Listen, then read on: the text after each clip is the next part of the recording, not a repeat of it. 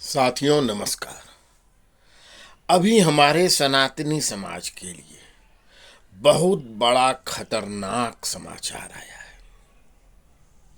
अस्तित्व का संकट खड़ा करने जैसा समाचार है और वह घटनाक्रम है ब्यावर, विजयनगर, राजस्थान का। अजमेर की 91-92 की घटनाएं तो आपने सुनी थी, मूवी भी आ चुकी है। वैसी ही घटना वहां भी हो रही है। नाबालिग बच्चियों को जो स्कूल जाती हैं उन्हें बहकाने, फुसलाने और पटाने का कार्य करते हैं मुस्लिम। ठीक है, नाबालिग बच्चियां सभी हिंदू हैं।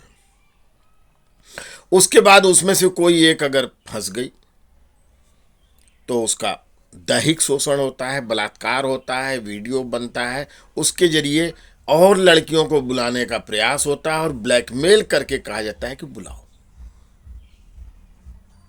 यह घटनाक्रम है।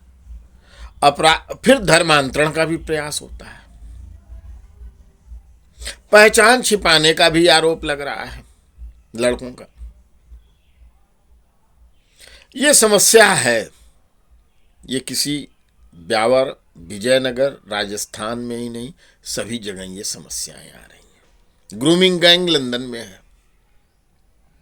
खैर, मैं इस पहलू पे चर्चा नहीं अभी करना चाह रहा हूं। इससे आप बहुतायत लोग भिज्ञ हो गए होंगे, उसमें आक्रोश प्रदर्शन चल रहा है। लेकिन मैं दूसरा पहलू दिखाना चाहता हूं, वो मुझे ज्यादा भयावह दिखता है। और वह पहलू यह है कि वहां सरकार भाजपा की है, तो स्वाभाविक रूप से सरकार के विरुद्ध नॉन भाजपाई अर्थात कांग्रेसी, सपाई, बसपाई, वामपंथी, लेफ्ट लिबरल को चीखना, चिल्लाना चाहिए, प्रदर्शन करना चाहिए, सरकार विरोधी आंदोलन चलाना चाहिए। अपराध तो भयावह है, लेकिन सब चुप बने हुए हैं। और वो सभी भी चुप बने हुए हैं। जो हिंदू हैं लेकिन कांग्रेसी हैं, हिंदू हैं लेकिन सपाई हैं, हिंदू हैं लेकिन बसपाई हैं, हिंदू हैं लेकिन वामपंथी हैं। क्यों चुप है भाई? बच्चियों के साथ अपराध हुआ है, भयावह अपराध हुआ है, आप चुप क्यों हैं? और यही बड़े भयानक खतरे का संकेत बनता है कि ऐसे हिंदू जो चुप हैं उनको पहचानिए। वो चुप क्यों हैं? किसी एक बिटिया की घटना, दुर्घटना, अत्याचार, व्यभिचार हो जाता है तो लड़की हूं, लड़ सकती हूं घोषणा करके प्रियंका राहुल दौड़ने लगते हैं, सपाई दौड़ने लगते हैं, देश के कोने कोने से पत्रकार पहुंचने लगते हैं। रवीश कुमार का जो ग्रुप गैंग पत्रकारों का है वो सक्रिय हो जाता है। सारे के सारे दुम्बी लगाए, चुपचाप दुम दुबकाए बैठे हुए हैं। क्यों? क्योंकि अपराधी हिंदू नहीं है, अपराधी मुसलमान है। यह बड़ा खतरनाक है। सैकड़ों साल स्वतंत्रता के पूर्व ये खतरा मुगलों के काल में तो हुआ ही हुआ। स्वतंत्र भारत का यह भयानक खतरा है।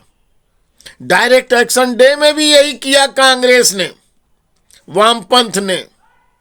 मोपला कांड में भी यही किया। पाकिस्तान में ऐसा हो रहा है, बांग्लादेश में ऐसा हो रहा है। उस पर तो चूंकि विदेश अब माना जाने लगा, अब भारत में ये हो रहा है। राजनीतिक स्कोर अर्जित करने के लिए, न्याय दिलाने के लिए पीड़िताओं को भी इस देश का विपक्ष, राजस्थान का विपक्ष सक्रिय नहीं हो रहा है, तो यह क्यों नहीं समझा जाए कि ये सब मुस्लिम अपराधियों के साथ मिले हुए हैं? नहीं ज्ञात बहुत बड़े बड़े मुस्लिम माफियाओं के साथ संबंधों का इतिहास रहा है।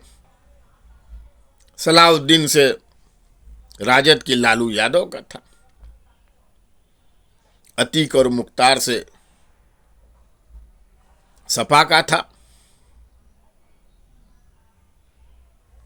यह बड़ी भयानक स्थिति है और इन राजनीतिक दलों की स्थिति को पहचानिए।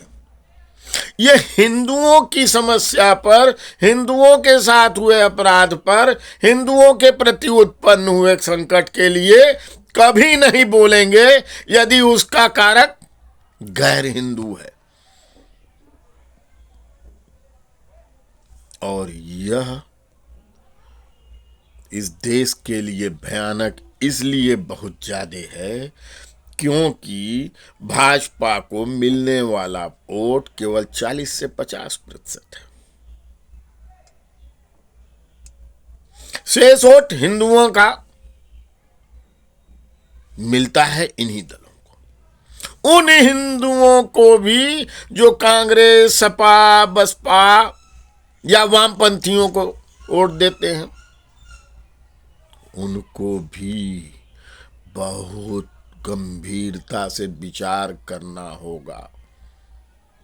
कोई कोई कभी कभी कहते हैं, मजाक में कहते हैं कि ये पार्टियां सपा, कांग्रेस, वामपंथी ये इस्लामिक पार्टी हैं। अब यह जो विषय उठा है भयानक ब्यावर राजस्थान से, वह तो यही दर्शा रहा है वास्तव में ये मुस्लिम लीगी है। जय भारत।